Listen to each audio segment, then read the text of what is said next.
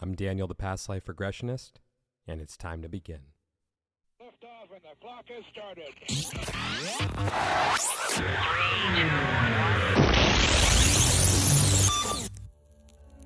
This is Timeless Spirituality.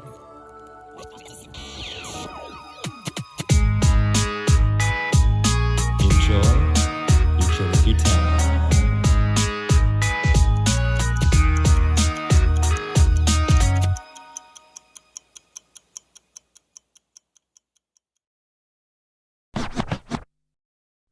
Hey everyone, welcome back to Timeless Spirituality.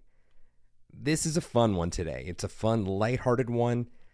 I believe that there's a lot of good substance in it, and I'm excited to release it. It's an episode that was recorded back in the fall of 2022, so it's like a good fine aged cheese or wine, or I was about to say yogurt, but I don't think. Well, you know, it probably wouldn't be good if. Well, yeah, we don't need to go there. Anyways. With all of that said, if you would like to book a regression with me to discover who, when, and where you have been throughout time, you can reach me on Instagram at The Past Life Regressionist or my website, thepastliferegressionist.com. And now, it's time to begin. It's a fancy water. I buy one of these a week, and I just refill it. Nice. Yeah, I mean, this is like the size of my head. I'm not that prissy. And Fair plus, enough. it's the generic one from Whole Foods. Oh my God. Okay, yes, I know exactly what water that is. So it's not a $8 glacier water from the Italian Alps. Yep. The fact that that is sold is nuts. But it is Italian mineral water. Hey, Whatever I'll the hell take that's it. Look supposed at to my mean. last name. I don't know what it means, but I'll take it. Such a cool last name. It is. Did you tell your husband what I said last time? Oh yeah. He loves that So shit. cool. So cool. He's like so his Nana and Nanu are in town tonight. So after this I'm having some homemade marinara and meatballs and I'm pretty excited. nice. Goes with the last name. Exactly. Ready to roll? Yes. Here we go. Claire, thank you for being here. How you doing today? Thank you for having me. I am really happy it's Friday. Well, it's Friday for us, but people listen to this on Tuesdays. Fair enough. Well, I'm happy it's Friday, listeners. That's how I'm doing today. Yeah. Me too. Good. Okay. And as the listeners have heard so many times, I've recorded so many episodes. I am such a goober at the beginning. I don't know what the hell to say. The formalities of it, I just don't know. I'm like, yeah, do I make some remark right now about, well, it's Tuesday or it's not Friday, it's Tuesday, and then be like, oh, yeah, well, cheers. It's like the what do I do with my hands from Talladega Nights, but your voice. Yeah. Yeah, I'm I a feel total you. dork.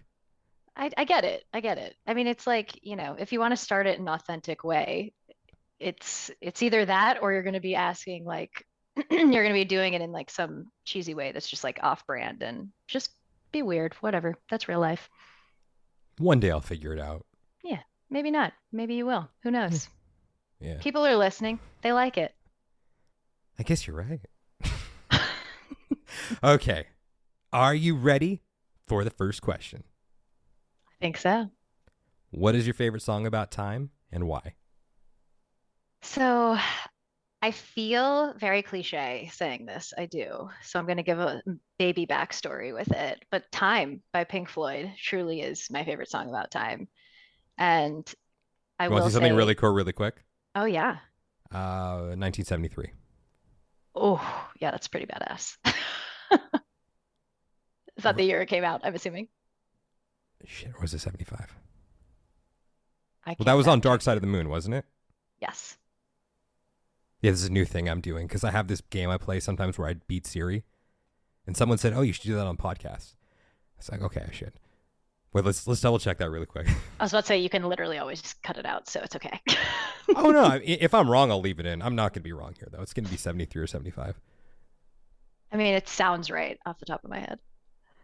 But I clearly wasn't alive, so I can't confirm. Time. Music. Songs. Yep, Dark Side of the Moon, 1973. There you go. First answer was right. You knew. Okay, sorry But about that.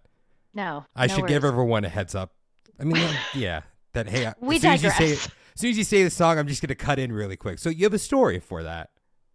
Baby story. I just want to say, like, I didn't just Google favorite songs about time.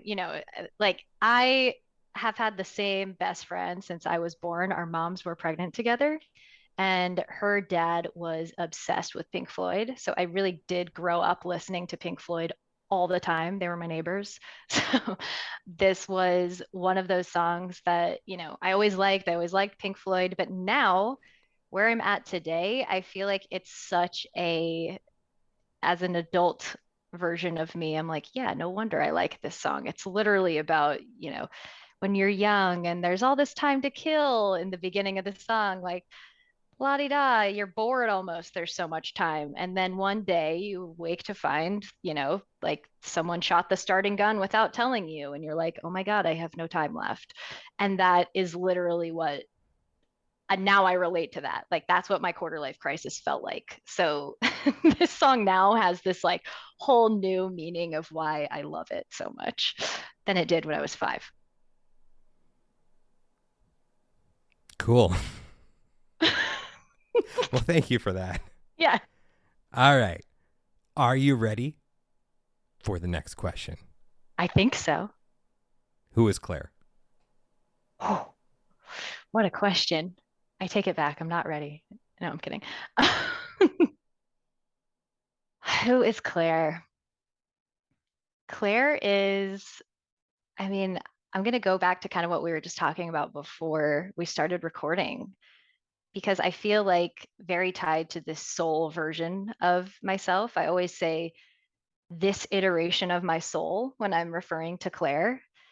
And it's this mixture of like super Aquarian and super Pisces energy just mashed into one person, which I think is, biasly or not, a really cool combination of energies. It's this like, I feel like a very paradoxical person. I'm both extremely rational, logical, skeptical, even, but I'm also so open minded and open hearted and intuitive and like fluid at the same time. So I feel like a paradox. Claire is a paradox and cool with that. Well, you're in a good space here because, as the listeners know, I'm quite a fan of Aquarius risings, even though I know you're not one. I think that Aquarius rising is the best of the 12, and I think the other 11 are amazing. They're all tied for second place. But it's a cool energy, so I salute all that Aquarius energy in your chart. Yes. I'm not biased at all to Aquarius rising, by the way. No, not at all. And neither am I as a stellium there, so it's fine. It is, I mean, subjectively the best. You know, Agreed. no, I'm not even going to say subjectively. It is objectively the best Superior. rising sign of all. I mean, Aquarius totally, rising is super cool. I It mean, really is. my niece is an Aquarius rising, and I was so excited when I found that out. So excited. I was like, yes, we're going to be best friends. Let's just say that I am a Pisces rising minus a few minutes. Okay. Okay. I like that. Yeah. That's a solid combo right there too. I can appreciate that. So I'm not biased to Aquarius rising No. because it's a few minutes. Just a few. Okay. Anyways, before I keep patting the Aquarius risings on the back, the We best could of do it all all day. signs. You know what? Let's do that.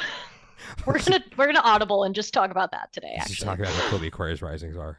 So emotionally detached in the best way possible. If it's just about that one placement, but as we understand, it's about the whole chart as a whole. None of that just bullshit sun sign thing. Oh, if you're this placement, you're that.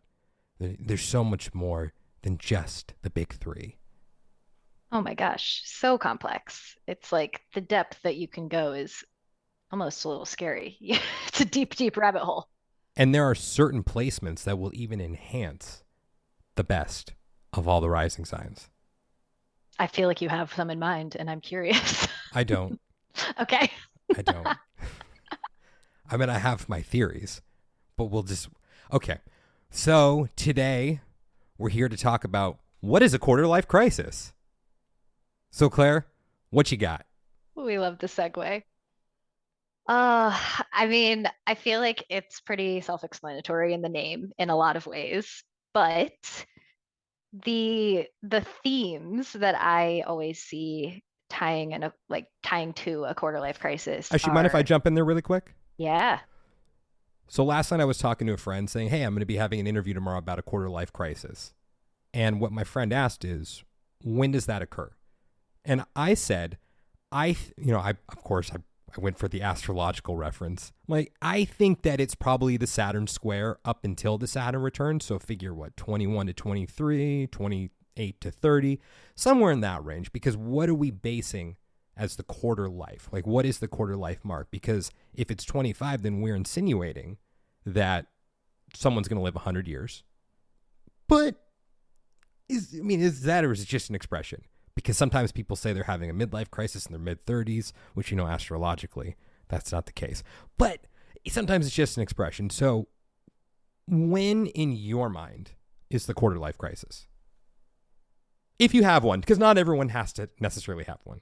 Totally. No, I like how you just laid it out. I was using it as an expression more so than like this very defined period of time, though I for sure account for the Saturn transits as well.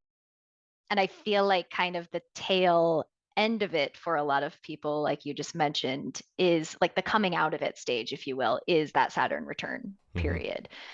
But to me, where it might start creeping up from that 21, 23 to 25-ish range, but I definitely feel like people start to notice it more around that progressed lunar return phase around, what is that, like 27-ish, like right before the Saturn return really hits that that reparenting stage, because I feel like that's almost this like precursor of you recognizing a lot of things that you've never maybe had to come to terms with before in Mm-hmm. your life, in your adult life.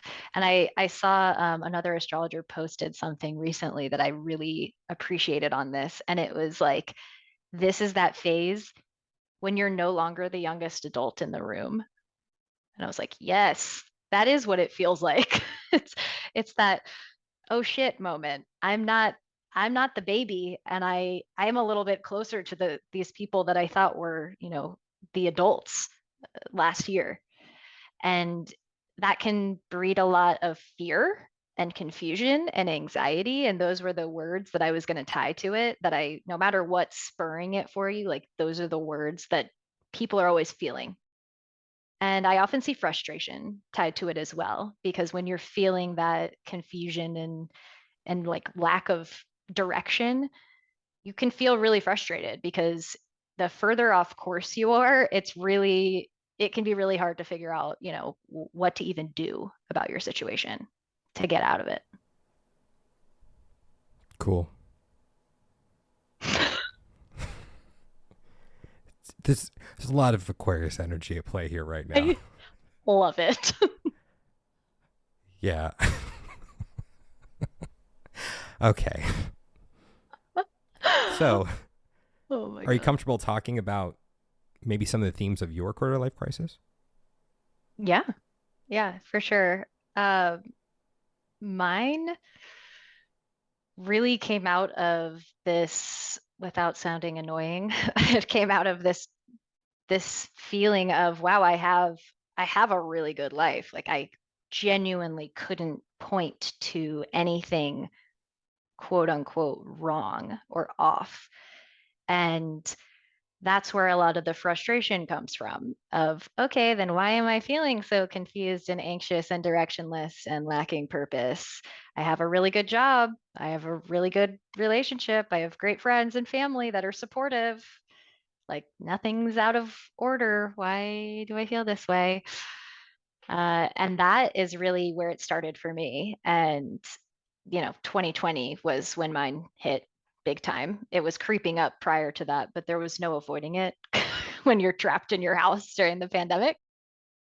And ultimately, it led me down this, the spiritual awakening rabbit hole, among others. And that just led me to realizing, like any other existential crisis, there's just more to life than doing everything you were supposed to do, which is why I thought my life was so good.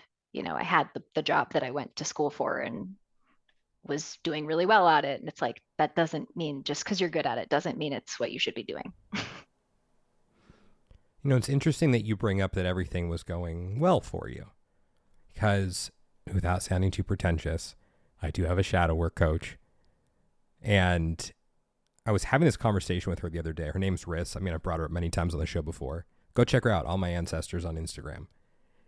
And she even brought up this concept that something positive can act as a trigger for shadow work. And in this situation, I think that's the perfect example. So, I mean, I wanted to point that out because I don't think shadow work only needs to be done from a place of, oh, the shadows, everything is so dark outside, and I just wake up crying every morning. But I'm not mocking anyone in this situation. God damn it, Claire, bringing all that Aquarius energy. Sorry. We're a little too real. So I think that that's great that you brought that up, because, yeah, everything can be going great for you, but you can still feel very empty. And there's nothing wrong with you if you're feeling that way. Well, yeah, I love that you brought that up, because I then, of course, throughout the course of that period of going through this and figuring out what I was going to do about it, I had so many of those little positive triggers come up. Like, I would get a raise at work. I'm in the top performers at work.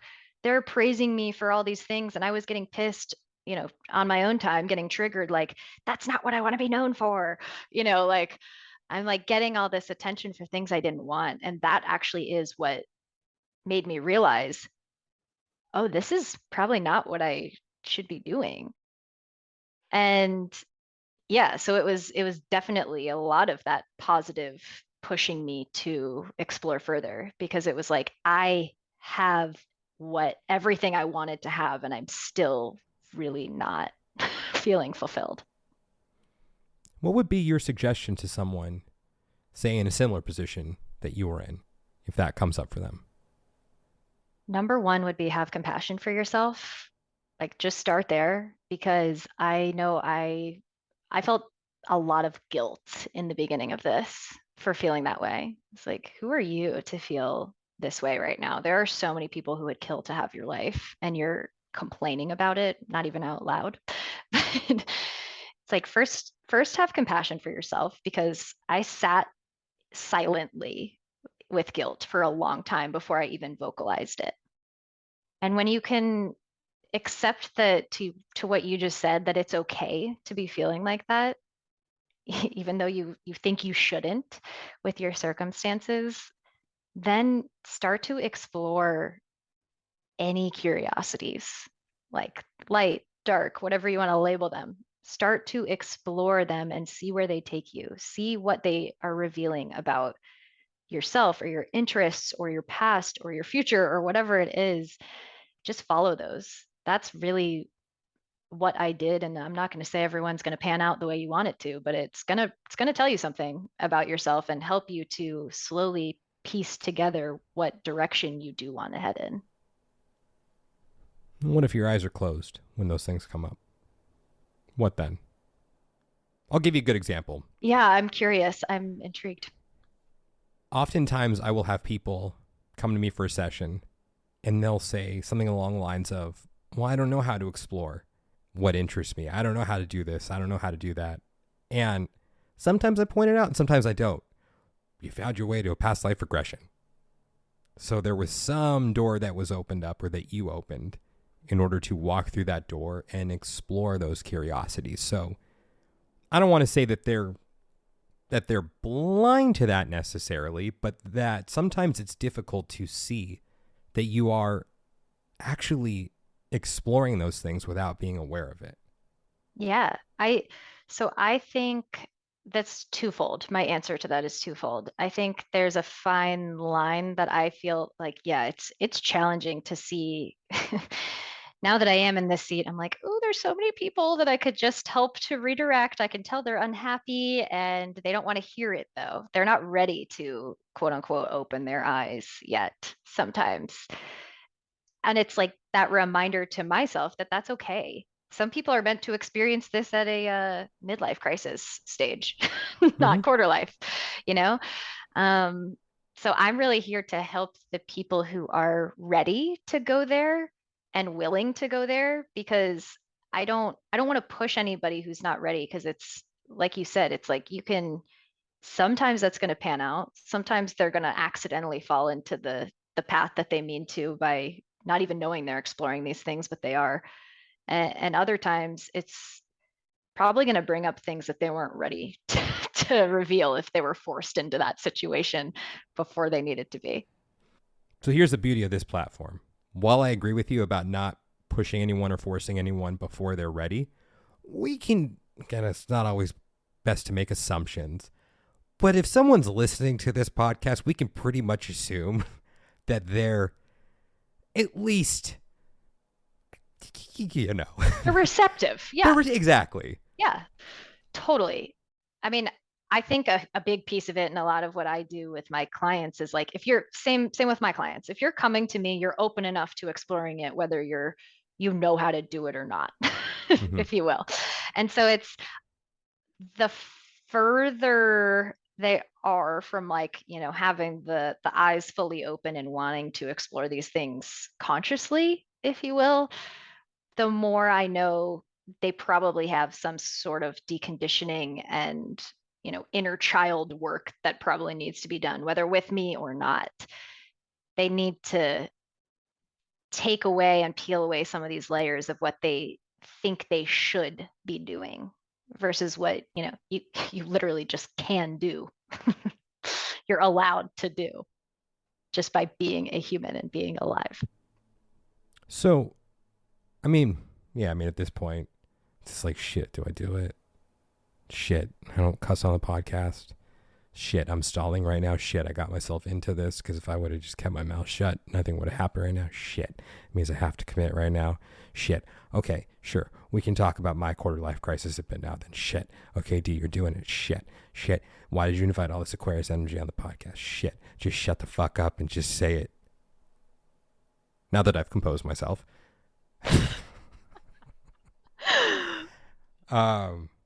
So for me, I believe my quarter life crisis started, around 21, 22.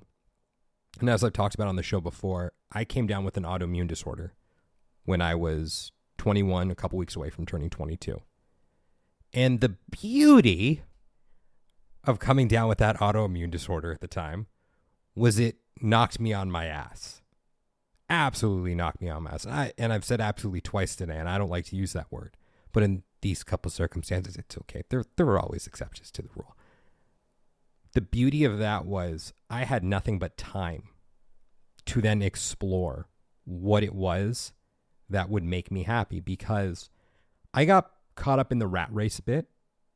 This rat race of life. I was someone who things came to me later than they came to everyone else.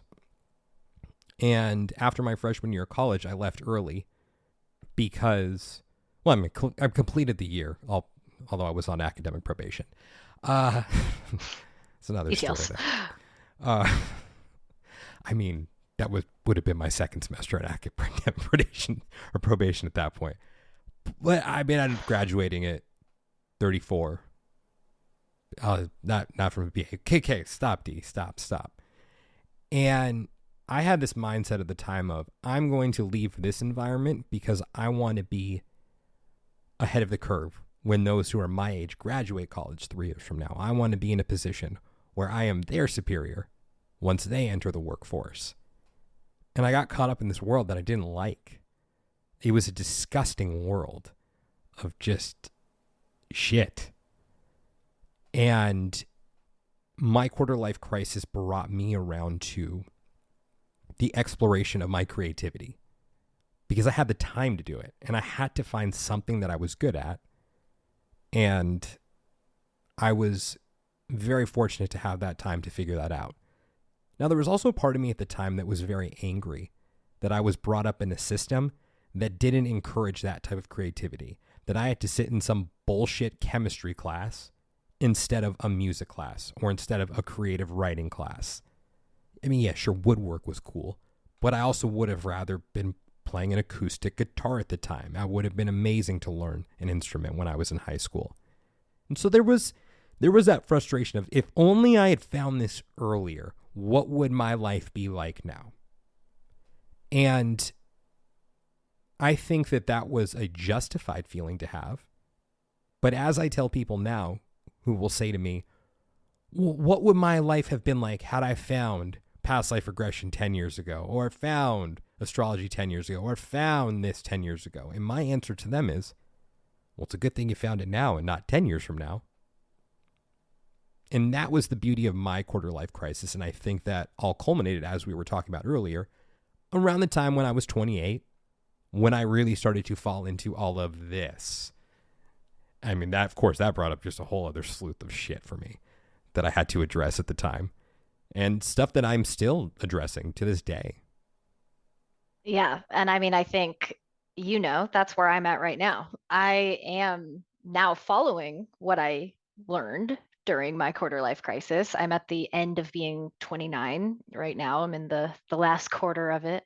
And I feel like I am in this phase where I have this whole new set of limiting beliefs and traumas and triggers and, these pieces of my personality coming out that I'm like, whoa, haven't had to deal with that. Didn't know that existed because I was living a completely different life literally a year ago and up until that point. So it's like this whole new set of things that you haven't had to deal with definitely present themselves when you decide to follow a different path and shift directions and change how you're showing up in the world. But now I have the space and capacity and willingness to actually learn from it and see it. And what's it like to see it now? Interesting. It's very, I mean, I think you and I were talking about this as well. It's this, I have a desire to see all parts of myself and humanity and the world around me. So it's not scary to me to be with all pieces, the good, the bad, the ugly, if you will. But it's definitely, it can be a little bit paralyzing at times when you don't know what the next step is, and that lesson in learning how to surrender, where I'm like, okay, now I know that's what I have to do because I've done it enough times. But oof, actually knowing that and doing that are different things. All right, so I'm going to put you on the spot right now. Fair enough. I don't think you'll hate me for it, but if you do, I whatever. showed up. I signed up for it. Go for it. So I've made a rule for myself when it comes to bringing people on that I want them to have some experience underneath their belt, because I've had people who I've brought on who have started their professional journey and then drifted away. Not that there's anything wrong with that, but it made me second guess myself and the people who I brought in. Now, we're not just talking about the podcast, but it's also Instagram lives that I did. And the other part of the rule I made is that it's okay if I know someone. If it's someone that I've worked with, okay, yeah. And it's almost as if you knew, because we met on an app that's for podcast hosts and guests. It's almost as if you knew that I was an Aquarius rising and you knew all the right things to say. And then we talked and I was sold within a couple minutes. I didn't give a shit about your credentials. I'm like, whatever. She's been doing this it's brief, but she's coming from a place of experience. Now, that's also what I think sets you apart in that respect. is that you've gone through your quarter life crisis. You're really at the tail end of it. So you're still in the thick of it. So that's why I'm not going to ask you questions about, well, how can this apply to a midlife crisis? Yeah. Because I think that would just be foolish. I'd be granted, as you're in this world more and more, and as you talk to more and more people, yeah, maybe you'll get your bearings straight there. Why did I make the right decision by trusting my gut and putting you on today? Ooh, that is an on-the-spot question. One that I think you can handle, though. No, I like it. I like it. And I appreciate just that whole lead up into it. Thank you. I I mean, I feel like we were instantly there was a connection there. We definitely could see, I don't want to say eye to eye, but there was this like this knowing that we were going to have a good conversation and probably stay connected after this. Mm. And I do agree that I probably would have the same exact idea of guests on my podcasts. I'm like, who are you? You don't even know what you're doing yet. You don't even know what's going to happen yet. And I think that I know that. I know that about myself. I know that I'm new, and I think what makes me feel okay about that and what makes me actually feel really good about where I'm at is that I probably the most common thing I hear from my clients is I love that it's it's like you're a step ahead of me, but we're going through this together. Like that is one of the most common things that I hear, and it's so reassuring. They're like, you just got this feedback within the past month or this download or this insight, and it's exactly what I needed to hear right now. And I feel like because it's fresh on my mind, like I'm able to help people with it in a way that I will probably shift what I'm doing at some point. Will I be working with quarter life crisis when I'm 45? I don't know. That seems maybe like it will be something I've outgrown at that point.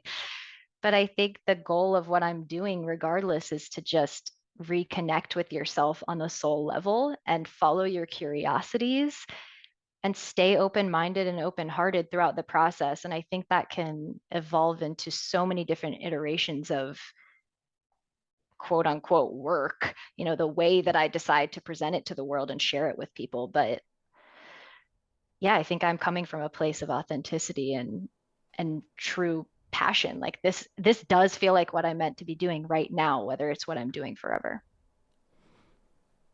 Well, thank you for rising to the occasion on that question. Because Thank you for asking it. Oh, you're very welcome. And what I love about the way you presented it was you were honest about where you're at. It's like I've said on here before, I've been a past life regressionist since 2016. Now, that doesn't mean that someone who's been doing it since 2014 or 2010, even 1995, is necessarily better than me. I mean, yeah, maybe they have more experience, but that also doesn't mean that someone who's been doing it since 2020 is not as good as I am, because they could very well be better than I am at it. But I think it's important to be honest about where you are in your journey. So the way I present myself is a past life regressionist who's been doing this since 2016. Not a past life regressionist who's been doing this since 2014. Not as one who's been doing it since 2018. And so on and so forth. It's just being honest about where I am in my journey.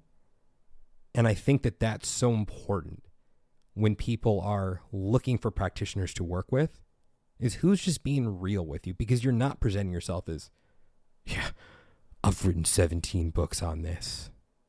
I am the leading authority on the quarter life crisis. Listen to me. I know what I'm talking about. No, you're just coming out here even saying, yeah, I'm at the tail end of it right now. I know where I'm at. I'm being real about it. I'm acknowledging it. So, broken record time, I think that that is so important. So everyone listening, please just absorb that right now. Whether it's me or Claire, or whoever the fuck it is. Just look for the person who's going to be real with you about where they are in their journey. Claire, you got the floor. I don't even know what to say after that. I feel like you need to mic drop. Thank you. my mic is securely fastened You're on like, I, on I this don't, mic arm. So I'm not mic dropping on the podcast. It won't sound very good. yeah. No, I appreciate that. And I so agree. It's like, all I can offer you is my experience and my insight on yours. And, you know, may that evolve over time as I gain more experience. And that's where I'm at.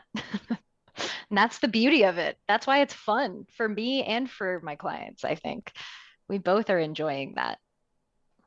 Well, with that said, then let's talk a little bit about what you offer. Yeah. So I, as you probably got the gist of from the beginning of this podcast, love astrology. That was part of my own quarter life crisis, self-validation, understanding myself on that deeper, more cosmic level journey. My astrology as well as my human design, falling down those rabbit holes was a big propeller to bring me to the next steps of like, oh, I actually want to do something with this. There were things that got me to the point of I was getting enough people asking me questions on it every single day about, hey, why am I in a weird mood today? Or, whatever it is. And I was like, oh, there's something to this. And in the background, I'm on my own journey of figuring out my purpose. And I created this Discover Your Purpose program. And purpose is a word that's like way overused, but the point is it's finding what you actually like to do, what you actually are here to bring to this world to make your life better and make the world a better place. Like that's, in my opinion, what it is. And I use astrology and human design to help people connect with themselves, help people know themselves better. That's where we start. And then we basically take it from there and tie what we learned from those readings to figure out, hey, what are you ignoring from that, from who you really are in your life today? And what are you really doing that's completely out of alignment from that? Because that's probably where we should start to look. And, going a little bit deeper from there. When did this start? I try not to make it therapy. I know my place. I know that's not what I'm here for. And I think that's where the experience comes in. I went down many, many rabbit holes. I tried many modalities myself. And that's where I just offer what I can and provide resources for them to explore on their own and see what resonates for them to go deeper and figure out their next steps and also their past steps. Who was I? Why did this start? When did this start? All of that stuff. So it's all covered in the process. And the way it's approached is totally different with every single person. But ultimately, we land on okay, once we've done all that digging up, now we've got space. Like, what can we do now with what we do know about you, with what we are figuring out that you actually do like, and maybe you haven't been ready to explore yet? How can we bring more of that in? And really, I leave people with tips and tools of how to stay connected with themselves because they're going to evolve. They're not going to be the same person they are while they're working with me 10 years from now. They're going to be a different version of themselves. So the key is not for them to leave as this like completely different person, though they usually do. It's for them to have some direction, have some clarity on like the next steps they can take to actually get their life to a place that they're wanting to live it.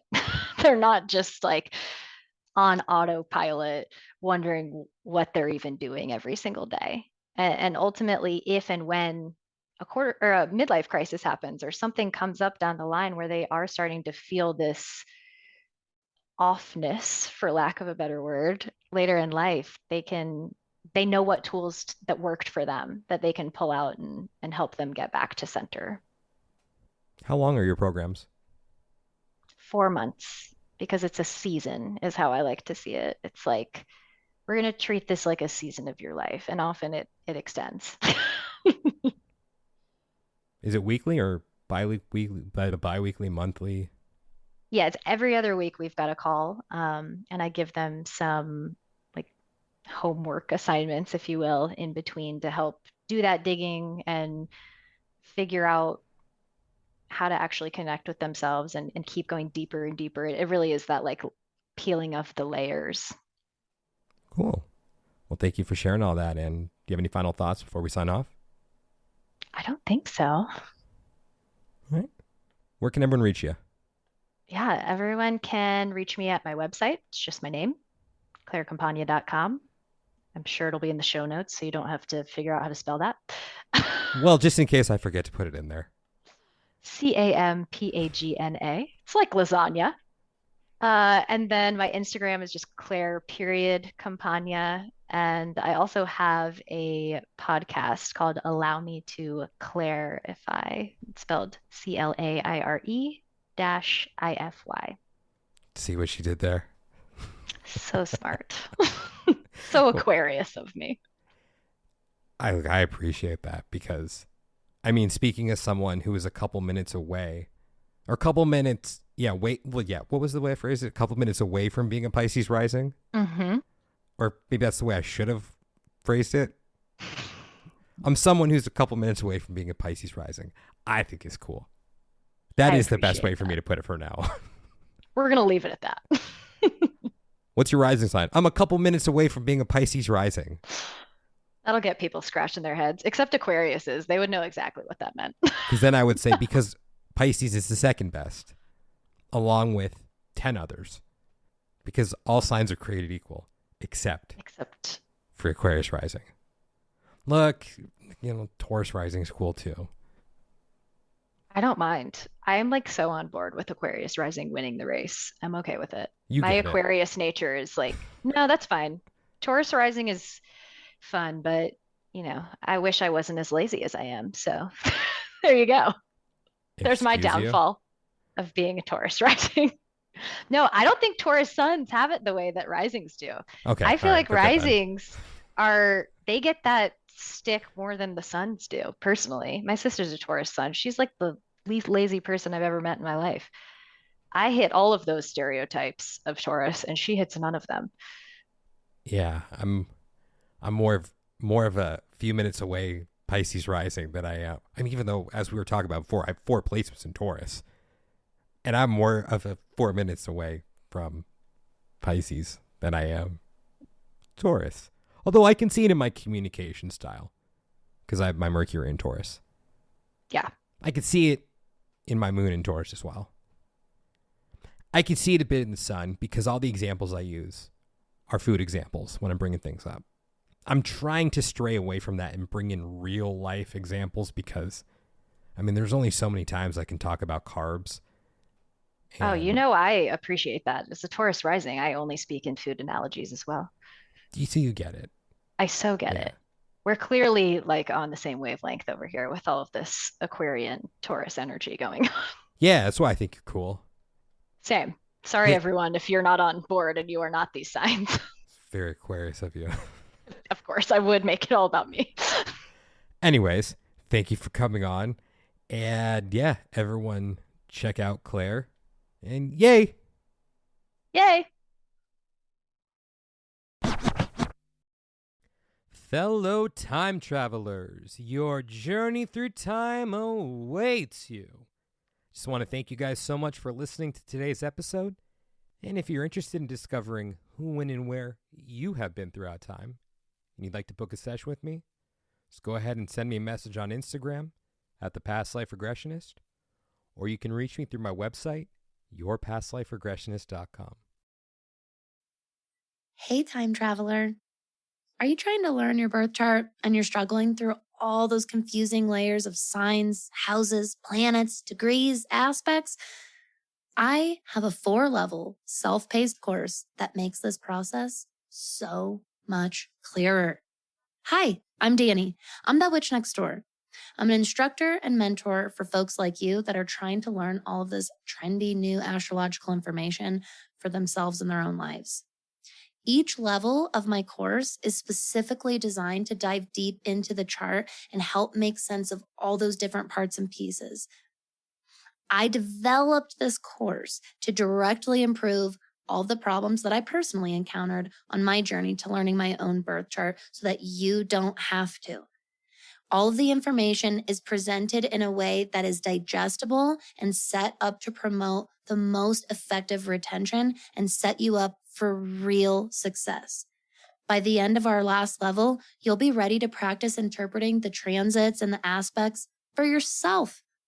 You can visit thatwitchnextdoor.com/astrology for more information and to order yours today. You can also use code TIME to learn for a 10% discount off of your bundle today.